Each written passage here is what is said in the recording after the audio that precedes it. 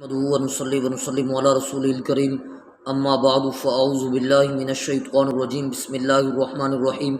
میرے واجب الاحترام، پہلے کی طرح اب بھی قرآن مجید کے 2 فائدے بیان کرنا چاہتا ہوں۔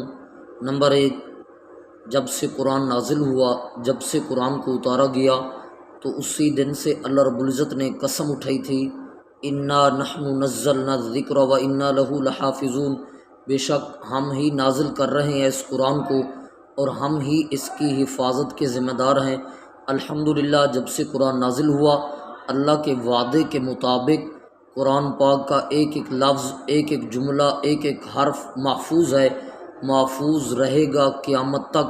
اور دوسرا اس قرآن پاک کا فائدہ یہ ہے کہ قرآن پاک کو سمجھنا بالکل ہی آسان ہے۔ اللہ رب العزت نے فرمایا وَلَقَدْ يَسَّرْنَا الْقُرْآنَ لِلذِّكْرِ فَهَلْ مِن مُدَّكِرٍ، البتہ تحقیق ہم نے قرآن کو آسان بنایا، لیکن اس بندے کے لیے جو اس کو سمجھنے کی کوشش کرے، جس کے دل میں رجوع ہو، انابت ہو کہ میں قرآن کو سمجھوں، تو قرآن اس کی ہدایت کا سامان بن کر آیا ہے۔